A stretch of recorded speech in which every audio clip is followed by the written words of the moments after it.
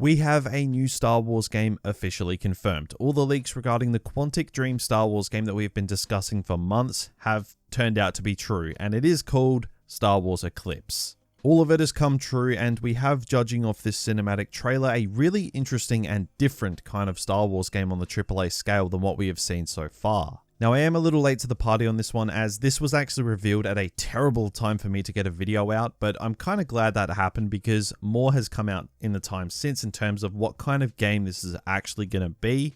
And it's interesting to see how people are taking this trailer because it's ridiculously positive, and I want to talk about how this game kind of changes everything going forward for Star Wars games and just the realms of possibilities that a game like this creates.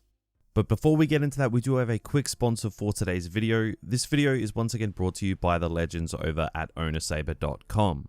You guys know the drill. These guys make amazing high quality lightsabers, and they are currently running a Christmas special on their website. All lightsabers will be 20% off, and the special ends December 20th. And I also have a 10% discount code for you guys. That code is Ozzy, so OZZY. Use that at checkout for a cheeky discount.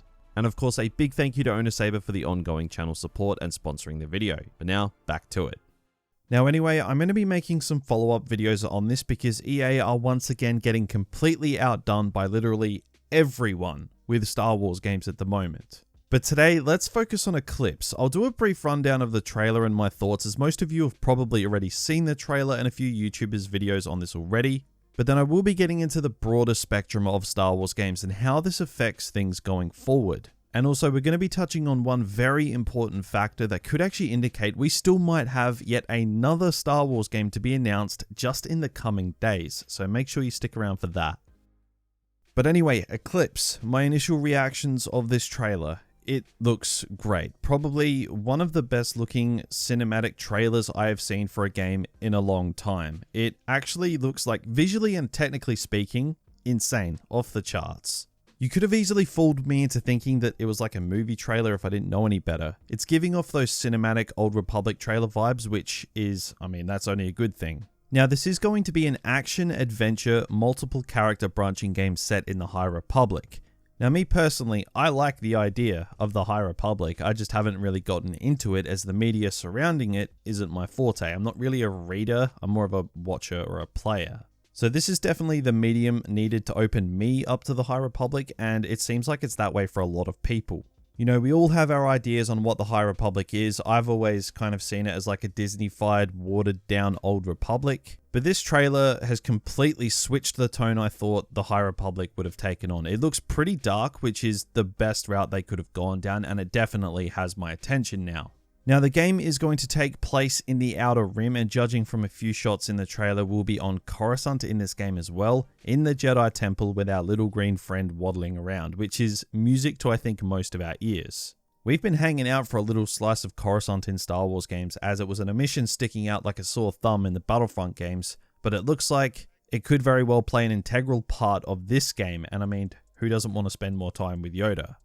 Now, as this game is going to be played across multiple characters, it opens it up to be a game that just gives you a lot to do, whether that be with lightsaber wielding characters, which will 100% be in this game, or blaster wielding characters, the list goes on. So I think that's a really exciting prospect. This is from the Star Wars Eclipse website itself. It says, "See the galaxy through the eyes of an ensemble cast of multiple, charismatic, playable characters, each with their own morality, personality, motivations, and impact upon each other and the story at large." And as for how the gameplay itself is actually going to work, it says here, "Compose an original Star Wars story with all new characters and environments. You have the power to make choices with consequences, thanks to many outcomes in this deeply branching narrative." So that opens up just a realm of possibilities for how this game is going to work. Now, judging off the trailer, it's not just going to be new characters and environments. This does take place a couple hundred years before the events of The Phantom Menace. So in terms of characters, Yoda is probably the only familiar character that we will see. But as for the planets and locations, it looks like we are actually going to be moving around a fair bit. A lot of these planets I can't really make out.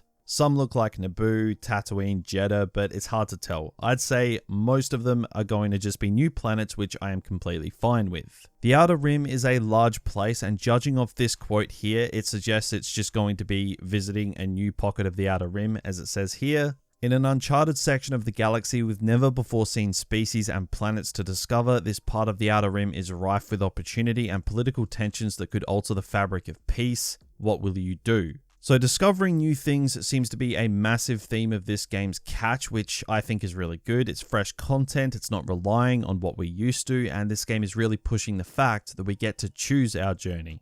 So player choice seems like it's going to be a major part of this game, and judging of how Quantic Dream make their games, this does make sense. So they're sticking to what they're good at, but also at the same time, they're going to places they've never gone before. So this game has a ton of potential. It is another single player game. We've got like 5+ single player games confirmed now. There's still virtually nothing for the multiplayer folk out there, and it seems that drought is unfortunately going to continue, but we're probably going to get 3+ Star Wars games confirmed at some point next year. Here's hoping at least one of those gives the multiplayer scene a bit of love. But as for single player games, Star Wars is just going to be popping off. Like off the top of my head, we have Eclipse, Fallen Order 2, the KOTOR remake, the Ubisoft open world Star Wars game, Lego Star Wars, and the other EA Star Wars game that we're supposedly getting. Apparently that's going to be single player too. So in terms of single player, things could not be looking better, but I think they need to start trying to strike a balance between single player and multiplayer, as alienating one side of the Star Wars fanbase doesn't tend to go very well, and I think we all know about that. I think things wouldn't be so bad if Battlefront 2 didn't get thrown in the bin for a garbage dumpster fire like Battlefield 2042, because it's been coming up on 2 years since Battlefront 2 came to an end, which was the only multiplayer Star Wars game at the time. And that hole left there is still there, and games like Squadrons and Hunters can't even begin to dream about filling that hole.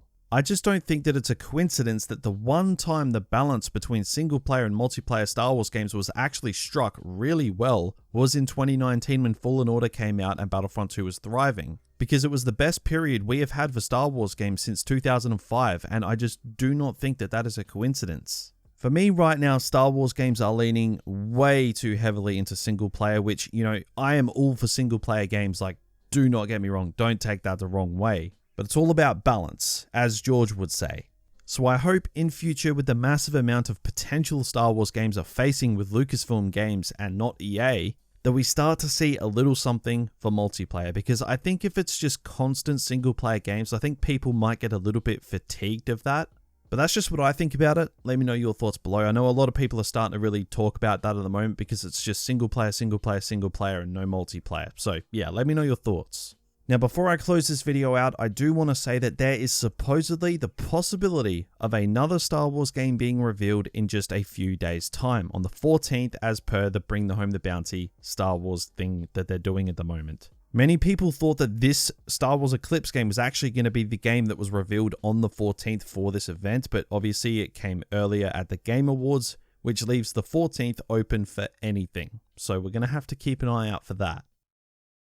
So guys, Star Wars Eclipse, it's here, it's confirmed, another fine addition to the collection of upcoming Star Wars games. Judging off the cinematic trailer, it looks amazing and I can't wait to see some proper gameplay. So make sure you hit that subscribe button with notifications on, as if anything does drop in the next few days in terms of a new game reveal, rest assured I will be covering it. But yeah, that is about going to do it for me today. Remember to let me know your thoughts below, drop a like on the video if you did enjoy it, and I'm hyped for Eclipse, and I'll catch you all real soon.